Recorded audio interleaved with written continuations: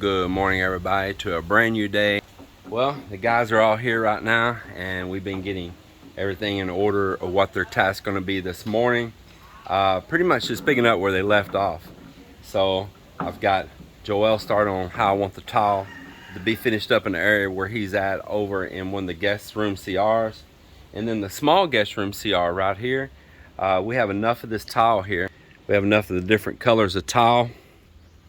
And we got more all stacked up down here that we went through. There's gonna be enough to tile that final CR as well. We was hoping there would be, and it looks like it's gonna be no problem at all. Especially there's quite a bit of what's called this dark fur right here, which is what we're gonna be doing the floor with in that room. One of the reasons we want to use the dark colors on the floor where it's wet and showers and all, if there's any heavy minerals and stuff in this water, you got something a real light color, maybe it's going to show stain and all. We've already experienced that in this outdoor CR. I did put filters to catch a lot of that mineral, so it should reduce it. But instead of taking the chance, we just put these dark color tiles in the wet areas, and that should solve that problem. All right, see if you're going to catch it, Mike.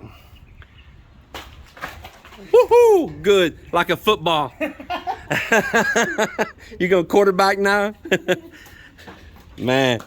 Me and Mel was telling this morning we need to chop this big banana heart off of here. It's already quit making bananas there on that end. It'll heal now. And it'll actually let it make those bananas better. And she's really hungry to eat this. Yeah, so she's gonna mix this with some coconut and all and cook it up, man. That's cool. Meanwhile, we can play football out here if you want. Huh? Go deep, go deep. Mel, here's your gift. Hey, you remember when Eugene took these banana hearts and he made that gorilla burger using banana heart? Man, it was good. Man, it actually tasted really good, man. He chopped that banana heart up real fine like a meat and made this burger out of it, man. Actually, that burger was good. Yeah, gorilla burger. I think he's waiting for you to help him just finish.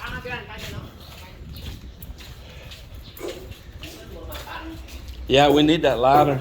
So he's gonna get to that clean out right underneath there and push that snake through. We got this little snake right here. You never used one of these, right? Okay, well, I'm gonna stop this and yeah, there you go, just like that. You hold it and push it in like that, yeah. Well, we tried snaking through it and we're hitting something solid up in there. So we're gonna go to the rooftop and go down that vent pipe and see if we can, here you go. Oh.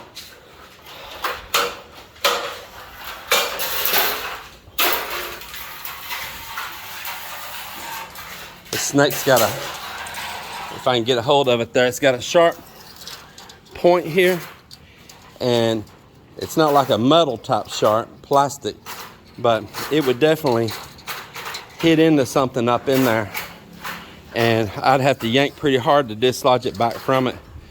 And we got a little bit of water to start trickling through, but whatever it is solid.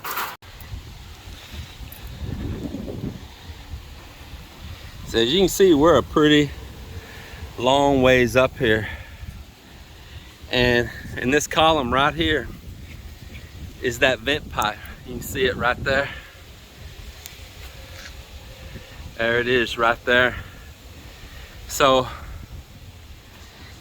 unless somebody's just really horsing around, which is always possible, it would have been pretty hard for something to have got down that pipe, unless it was intentionally put, somebody horsing around, or if something like a rodent got down in there. But this feels solid. It feels solid.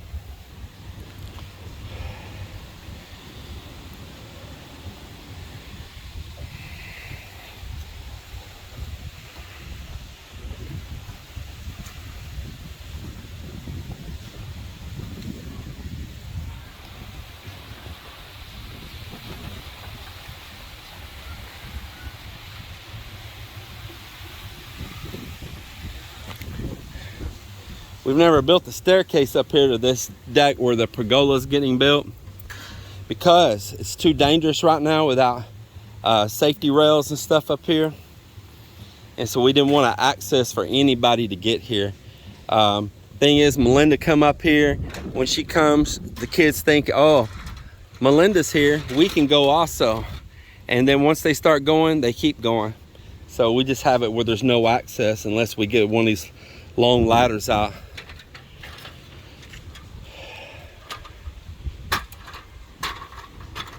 Here, let's get that round pipe out from underneath here because it's dangerous. It'll make you trip. This is that PPR we were using with the nails in it.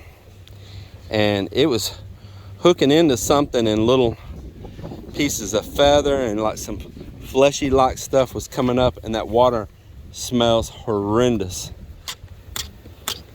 And not like sewage horrendous. That part of the pipes never even had sewage. It smelled like, straight up like maybe an animal decaying.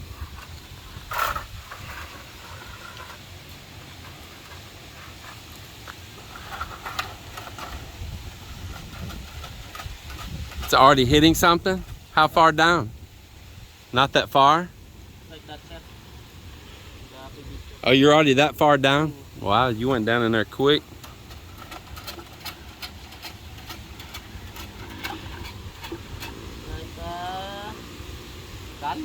Huh?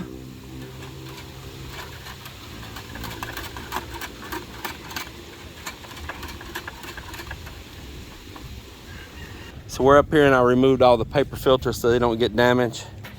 And I found a piece of blue pipe that fit perfect in there, and I had Mike to cut it and get the other end right there. And then I tested on a piece of this white PPR and it looked to fit tight there too, see? Yeah. So now you can shove this pipe. Huh? Just leave it right now.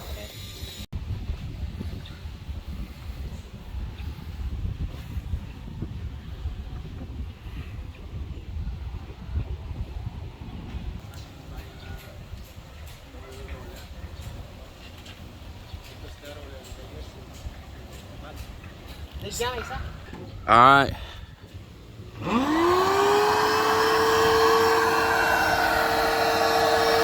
You look up in there, is the water going down? So we made this cap right here. Let me digress. We had the shop vac and we had it hooked to this tube, and maybe we got a gallon or two of water. It just did not want to suck up through it for some reason. The vacuum cleaner was sucking its butt off, but it would not suck nothing through. So I think what happened is something floating in the water every time would suck into the end of the tube and block the tube. And so we wasn't having no luck that way. And we pull it up, clean it, something on there kept sucking up on the end because the hole's small. So then we thought we would just blow pressure and boil it up. And I put this fitting here into the side of a cap, and we actually had this thing glued, but we didn't let it dry a long time, solvent. We put the compressor up there on it with this tube shoved down to the bottom, and it started blowing out water. That's what that water is you see there, and all that gray mucky matter. But there was stuff that come up out of it. But then it clogged this little half-inch tube. It clogged it up, and the pressure blew back, and it actually blew this cap off. Man, the solvent had not cured long enough, and it's apparently not some very good solvent. It smells almost like what you patch a inner tube tire with, even though it's called PVC solvent. That's another thing about here. It's hard sometimes to get a good solvent. See, I'll show it to you here. Sure tight PVC solvent. It feels real rubbery. Takes a long time for it to dry, and it smells just like tire patch glue. Yeah, it does. It does not smell like regular solvent. But maybe if we let it dry longer, that's what we need. We need to get something like that size. Let me see that one. So we need something with a bigger hole down through the middle, like that. So if there's any debris, see if it'll fit up in the end of my cap. Perfect. If we drill that out, it's perfect right up in it. So what's this, 1 inch? It's bigger than 3/4. I think it's a 1 inch. But that's what we need. So we have to make a trip to the hardware store. So we ran and got some pipe and some butter solvent. And right now, I had them to drape tarp over all that stone and over that railing. And they are putting the final paint over the columns and in up underneath there too, right up underneath that big like canopy that hangs out right there. Then we're going to be putting our LED lights in underneath there. They'll be shining down, so I'm pretty excited for that. So we're finishing that and working our way down from the stuff at the top. So hopefully here in a few days we'll remove that bamboo for the final time up there. So we took a router bit and a drill because I didn't have a paddle bit big enough, and we bored that out for this pipe. We got it in there really nice now, and we got some nice big pipe. So that worked because at least this had cutters on the side, and we was just very careful. All right, go ahead and put that back up. And so we're not going to glue this blue pipe down into this. We want it where it'll slide. So that's why he's trying to be very careful and get it kind of snug. It's not perfect. I don't care if it weeps a little bit of air off, but main thing is that we can get it to blow back up through this and flush out whatever's in there. In fact, we may even pour more water down that pipe.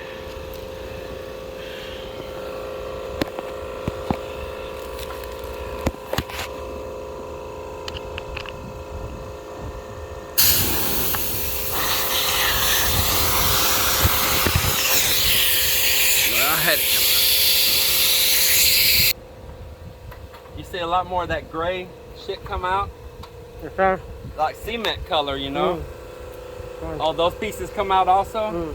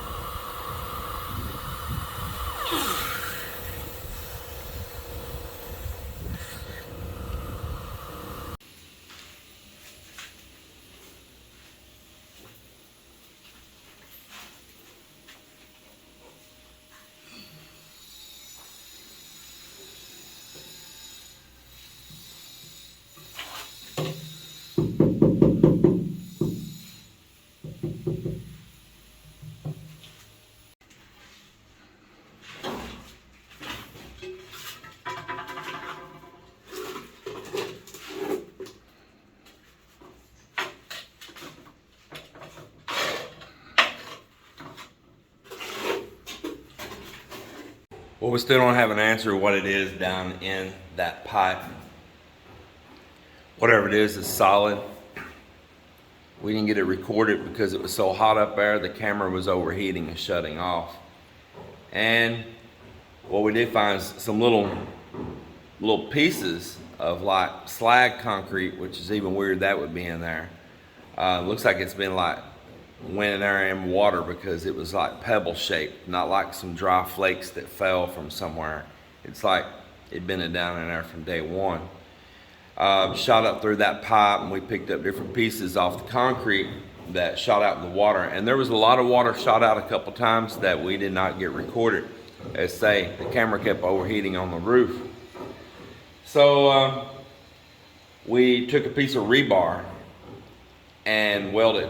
Actually, we took two pieces of rebar and welded them together, overlapping, and ran down in there, and we gently, not hard because we didn't want to crack the pipe, kind of bumped on that, and we ran the snake in sideways at the same time, and whatever it is still feels rock solid. So we don't know what it is, and we blew all the water out. But when you shine a flashlight down in there, it don't matter if there is just a 1/16 of an inch of water, or 32nd of an inch of water. It's still like a mirror, and all that happens is like the spotlight shining that beam down in there just refracts the light back up. All you see is a reflection from the top. You can't see anything besides the reflection of the light. So no luck with looking at it like that.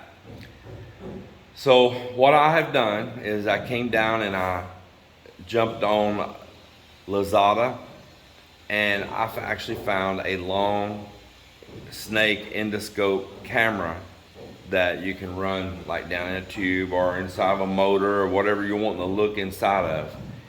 And it's got 6 LED lights right on the end, and it's got some other little attachments and stuff you can put on it, and it's supposed to take video in high definition. We'll see. And you can connect it to a smartphone or to a laptop and run it down in there. And what I'll do is go from the clean out underneath sideways where there's no water and try to look at it. And I may go from the top down in there too and try to look at it. If I go from the top, I'll probably want to put about a foot or so of water back in there, and then let that water settle overnight in case it stirred up any debris in the water and made it cloudy. Because if I just try to run that camera, that endoscope camera down from the top with the LEDs, it's gonna be the same thing again. It's just gonna refract light back up. But if this camera is waterproof, so if I can run it on down into like a foot or so of water, then it's submerged in the water. And if I let it set and get clarity to it in those lights, well, then I might be able to see. Hope you understand what I mean. So what we're going to do is just pause on trying to find what this is. This isn't no critical CR that we've got to have immediately or nothing. We've still got functioning CRs here. We've never needed this long, so it can wait a little longer. And I think when that comes in, I really want to see exactly what it is. Now, we've got all kinds of stuff came out of the pipe. We did have also the other day, and Mok and Joel had been messing with it, and they did get signs of a rodent being in there. They got some shredded up newspaper, they got some shredded up plastic that came out of there like something was nesting. So that did kind of confirm that maybe that's true, but we're hitting something solid, and I hope that some past workers here, it was like temporary workers, like day labor, pouring concrete. I hope one of them wasn't facetious or just being a butthole and poured concrete down my pipe. It's possible. It's possible. There was a boy that worked here quite a bit. We liked him. He was pretty cool. He's a fun guy. Brought a lot of charisma and atmosphere to the crew. But he was what Melinda calls naughty. And I did catch him one time about to drop a wood block on one of my pipes. And then when I seen him, he stopped and he goes, and he laughed and he said, "Just messing with you, boss." And you know, when we left and went back to Texas and we sent for him to come back and join back on the work crew, he never would come back. And we didn't know why. Really didn't. His cousin came back, but he didn't. And so I'm not saying it was him, I'm not saying that this happened, just speculating, okay? But if there was somebody to do it, I wouldn't put it past him, neither would Mel, neither would Melinda. We both agreed on that. She says, you know, he's known to be a naughty boy. We knew he was getting in a little bit of trouble and stuff when he was last working for us too, getting into some scraps and arguments and with his wife or girlfriend's family, and they had kicked him out, and they put him in jail for a couple of days, made him cool off. We even made some jokes about it back at the time of the video. You know, it's just different characters, so we'll see. I'm just speculating. I have no proof of anything. It's just random thoughts. So we'll let the camera get here, So the camera will be here in a few days, and we'll run it in there, and we'll follow up on it then. So I'm not meaning to delay you guys or nothing. And another thing is I took a couple days away from it because my nerves have been hurting me really bad, and I just didn't want to deal with nothing around here. I kind of put the guys on cruise, just told them to do sanding, little small finish up work and stuff, just busy work. And I spent a couple of days just going for walks and stuff, trying to walk out this pain. So just y'all be patient with me. I'm not meaning to delay the suspense of what's in the pipe. Just, you know, I have to deal with some issues sometimes. I think the stress of all of it kind of added on to the condition, because I'm like, dang it, man, why is this happening? So we'll get on it. We'll get that camera here. I'll actually be able to record the video of what it's seeing down the pipe. I think that'll be pretty interesting, and we can share it on the vlog here. And whatever it is, I'll tell you the truth. Somebody sabotage me, I'll tell you the truth. We all learn from it. That'll maybe prevent it from happening to somebody else. Maybe you want to glue some temporary caps over your stacks, leave some extra pipe sticking up a few extra inches, glue some caps on so that nobody can drop anything down in them. Hindsight, man, hindsight. Then afterwards you can just drill 10 jillion holes in those. Another thing is I did a lot of redundancy, so I have more than one vent stack as far as air being able to get in that pipe from other places. But we'll talk about that another time. Everybody, take care, God bless, and we'll see you all on the next one.